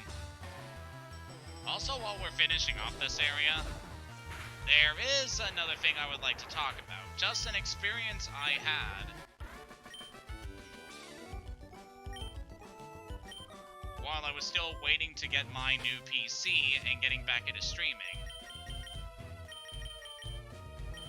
So, while I was waiting for all this to happen, I decided to start a playthrough of Pokemon Y, where I was only allowed to use Water-type Pokemon, given that that's my favorite type, and there's a great variety of Water Pokemon that can be used in that game. And for the most part, I didn't really have much of trouble with that. I managed to assemble a really good team, and I managed to beat it very recently. But an interesting thing that happened, and I swear, I am not making this up. What I'm about to explain is completely genuine. So there's a certain cave in the game called the Reflection Cave. It's kind of infamous for having some really tough battles in it at that point of the game. But while I was going through this area, I ran into a Pokemon Horde, which was a mechanic that was introduced in the 6th generation. So I run into a Horde of Mime Jr., the pre-evolved form of Mr. Mime. And it turns out that one of the Mime Jr. in that Horde was a shiny. Which, as we all know, shiny Pokemon have a very rare chance of appearing. But in Horde battles, because it has to run the encounters for 5 Pokemon in a row, you have a much higher chance of running into a shiny when you are going through the Horde battles. So running into a Mime Jr. like that, which is one of my favorite Pokemon, mind you, was just made me really excited, and I ended up catching it because it's really cute and whatnot, and very rare, so I was very happy. 2 battles later, I get into another Horde encounter, this time of Roggenrola, a Rock-type Pokemon introduced in the 5th generation. And one of those Roggenrola was also shiny. So I hit like the luck jackpot then of running into 2 shiny Pokemon within minutes of each other. I have never had something like this happen to me before and since. It's just...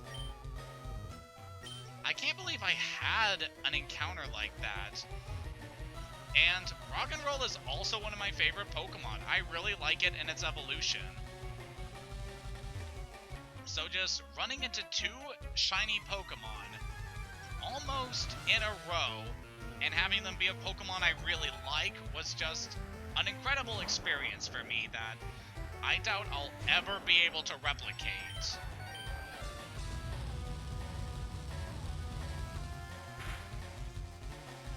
I mean, I have run into a lot of shiny Pokemon in my career. And here's hoping we run into one during this playthrough, eventually. There's still a lot of this game I have to do, so who knows, we might get lucky eventually.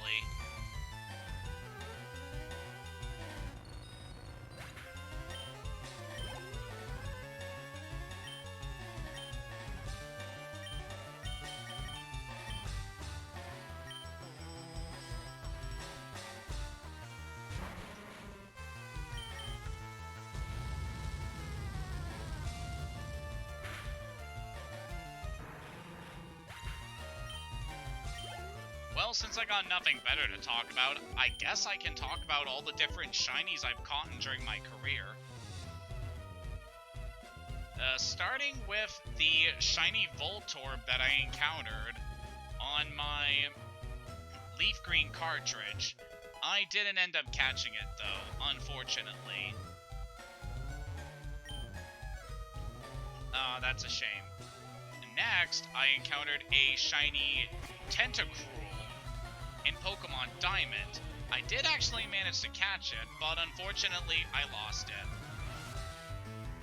I accidentally reset the game and I had the Tentacruel on that cartridge, so it got deleted along with all other progress. So unfortunately, yeah, I'm not getting that thing ever again. But much later, in Pokemon Soul Silver, I managed to run into a shiny Magmar. A shiny female Magmar.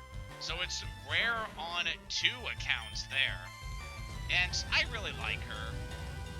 She's got a very nice color scheme, and I use her as my main incubator in order to help hatch my eggs faster. So it's nice to actually have a shiny Pokemon that has a use outside of just being a trophy.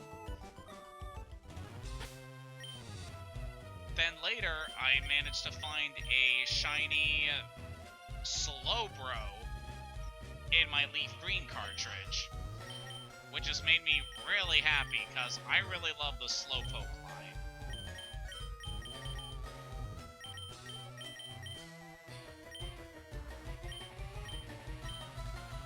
Then after that, I didn't really run into any more shinies for a while.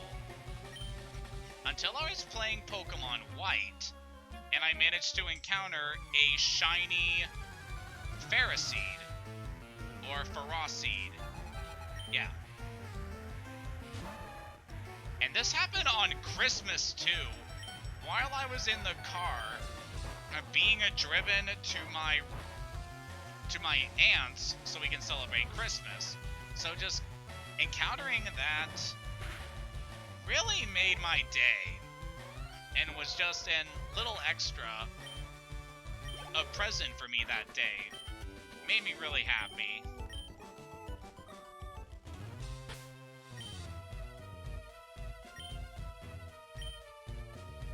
And then much later, when I was doing another playthrough of White, I managed to run into a shiny Joltik in the same area that I found the shiny Ferroseed. So yeah, I just do not know what was with that cartridge, but I seem to get a really good chance of encountering shiny Pokemon when I'm playing that particular cartridge.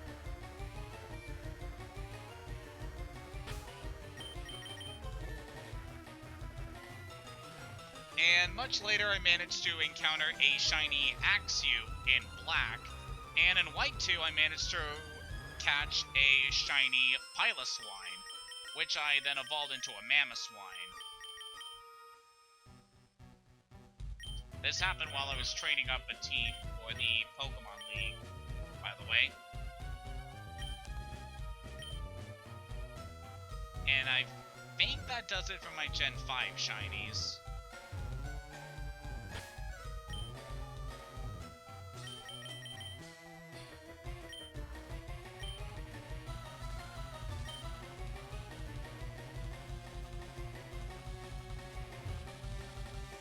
Man, this is a really small floor, isn't it?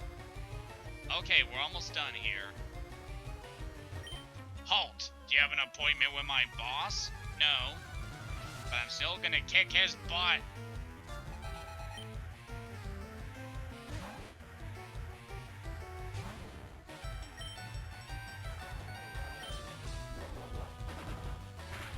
So, for the 6th generation of Pokemon games, this is when a lot of my shiny luck gets just insane.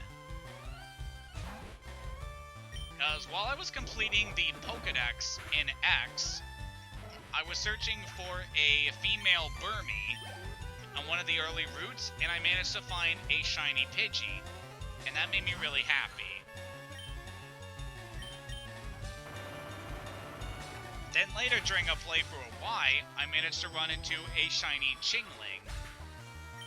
And while it's not that good of a Pokemon, I just felt that it had a really nice color scheme, so that made me happy to get it.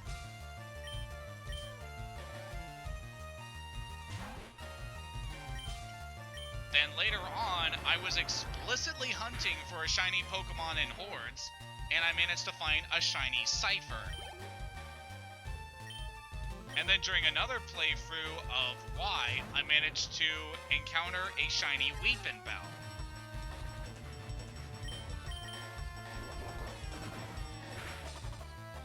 And unfortunately, in another playthrough, I managed to encounter a shiny Solrock. But unfortunately, I deleted it when I reset that game, so it's gone forever, sadly.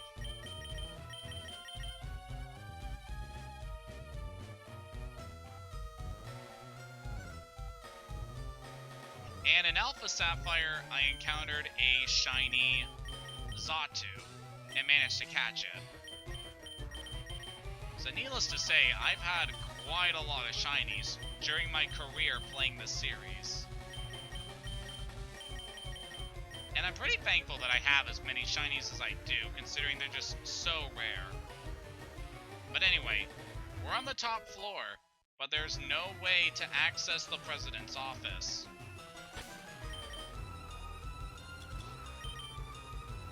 Let's use the zinc on somebody. Let's do it on Crunches to get his special defense even higher. Let's go heal up on the 9th floor, and then we'll head back to the 3rd floor. Because we're almost done with this area.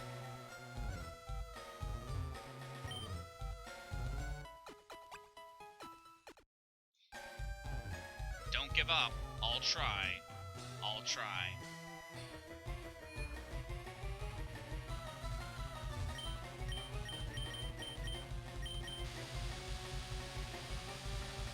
So now, in order to progress through the Silph Co mission, you want to take this teleporter on the 3rd floor.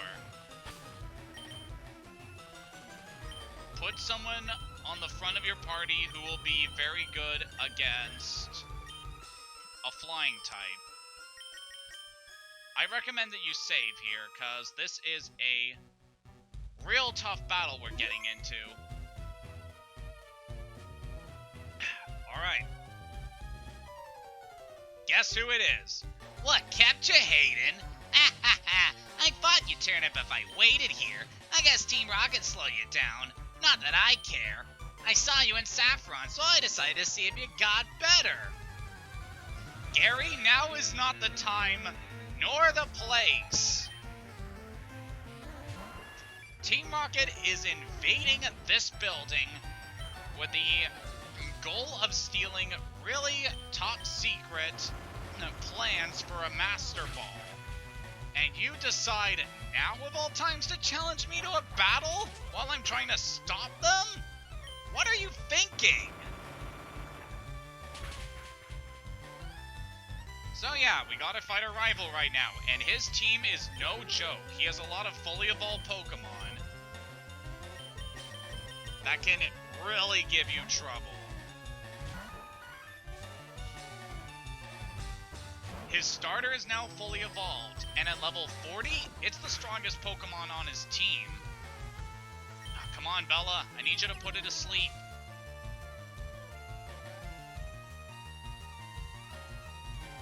Come on. Stop that. There we go. Alright, it's asleep. Now we can start the Giga Drain.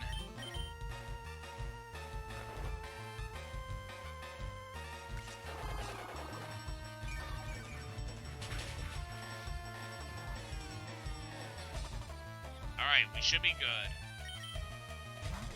Oh, dear. Well, that's not too bad.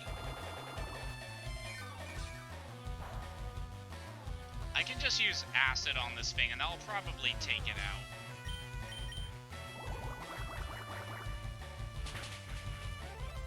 Nice.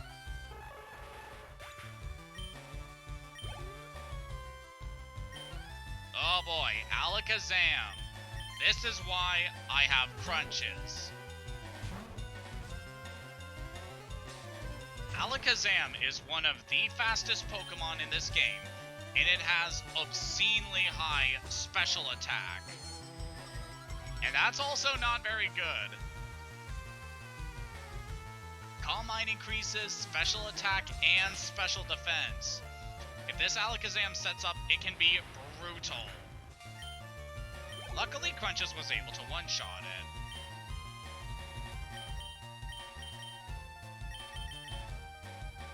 We got a Growlithe next. We'll let Pine handle it.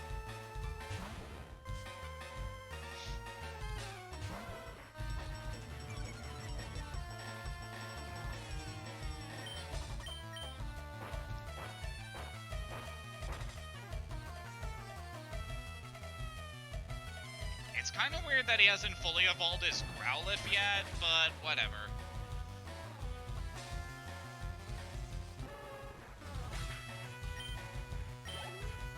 That takes care of it. Blastoise is coming back, so let's go for Bella. It's still asleep, so hopefully it stays that way for a while.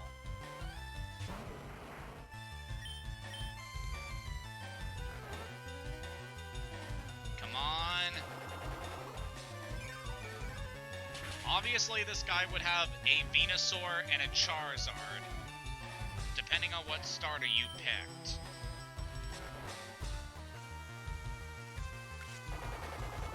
And all three of them are tough. But we managed to take care of Blastoise. Ah, man, so you are ready for Boss Rocket. Well, Hayden, I'm moving on up and ahead. By checking my Pokedex, I'm starting to see what's strong and how they evolve. Am I a genius or what? I'm going to the Pokemon League to boot out the Elite Four. I'll become the world's most powerful trainer. Hayden, well, good luck to you. Don't sweat it. Smell ya.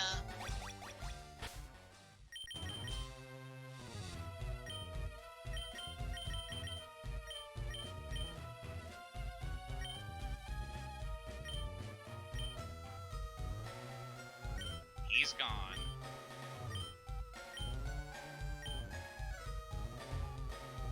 This is someone I have been really looking forward to talk to. Oh, hi. You're not a rocket. You came to save us? Why, thank you.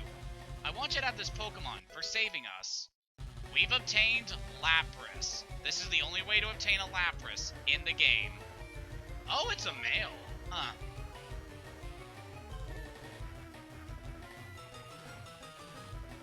If it wasn't apparent until now, I want Lapras to be the final member of my team. But now I gotta come up with a name for it. Ugh.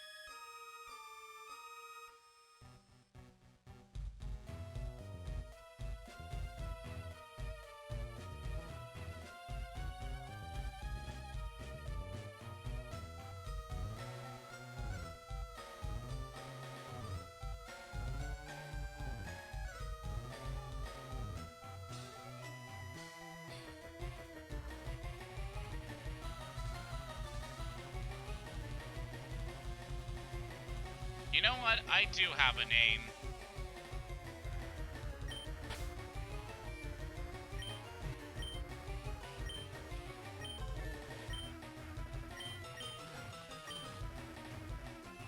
I'm gonna name him Superior, after Lake Superior.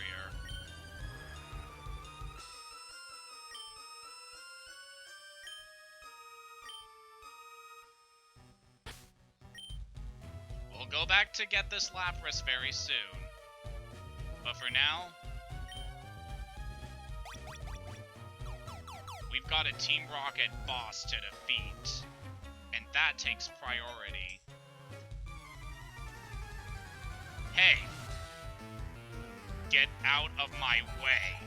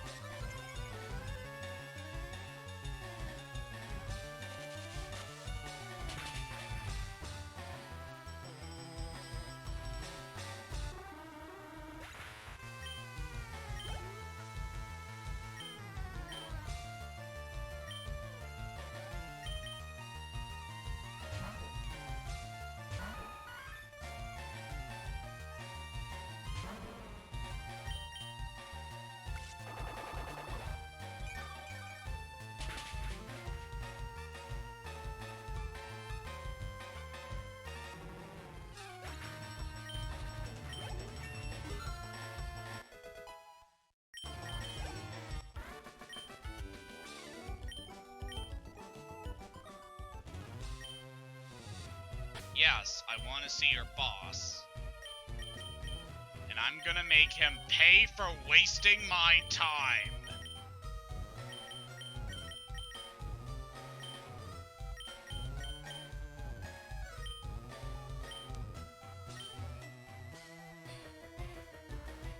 When you're ready, step forward.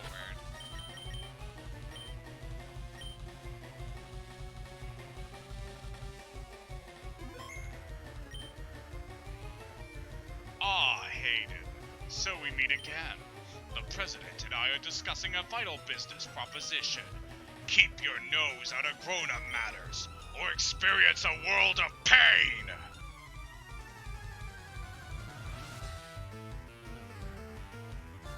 Boss Giovanni. His team has changed significantly since the last time we faced him. He now is a Nidorino. If you have a ground or a psychic type, I recommend starting off the battle with it. Hey, cut it out.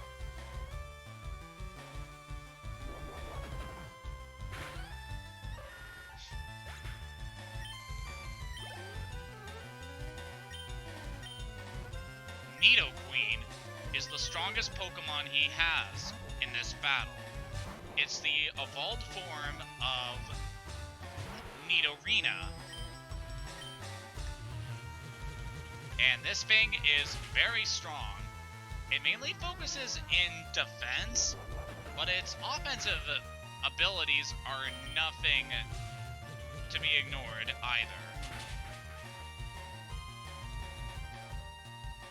It also learns a wide variety of attacks, and can easily fit onto most teams.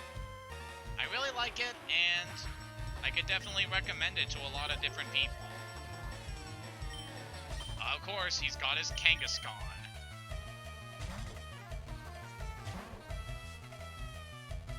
If you got a fighting type, you definitely want to bring it out for this thing.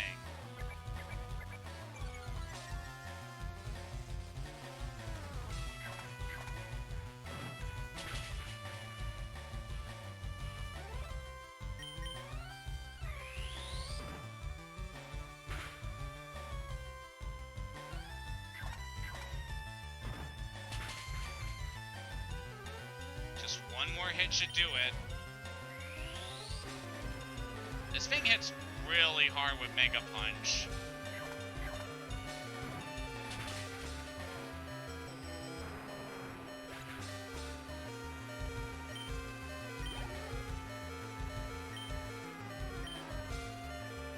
And last, he has Rhyhorn.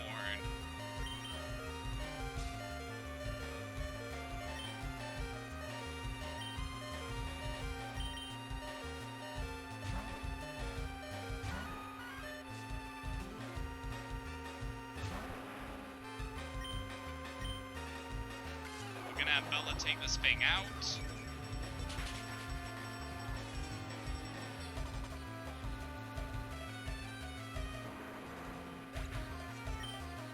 That's the end of that. Grr! I lost again? Blast it all! You ruin our plans for Silph, but Team Rocket will never fall. Hayden, never forget that all Pokemon exist for Team Rocket. I must go, but I shall return.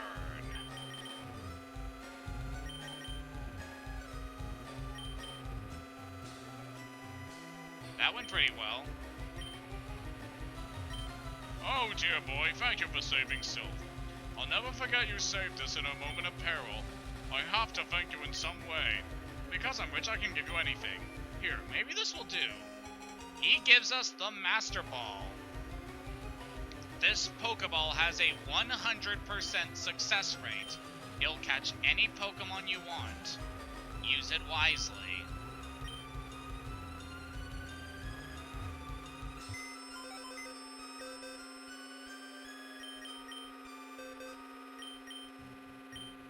So now let's take a look at Superior. He has an impish nature, which is kind of unfortunate because that hinders special attack, but it does boost his defense.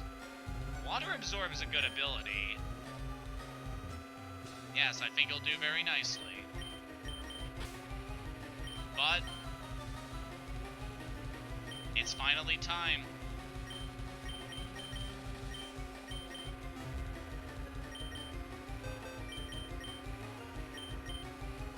Margarine, thank you. You have been incredibly helpful throughout this game.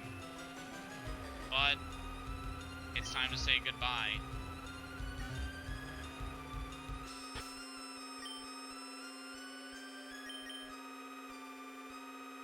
We have quite a bit of training to do before we're ready for the next gym. So I believe this is where we're going to call it.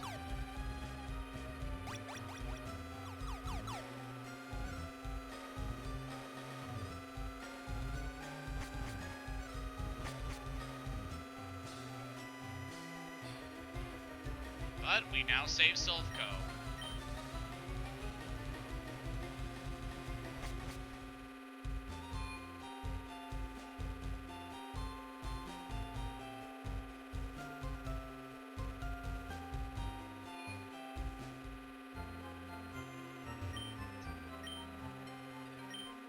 It's been a while since we've seen you, Nurse Joy, but please heal up my Pokemon.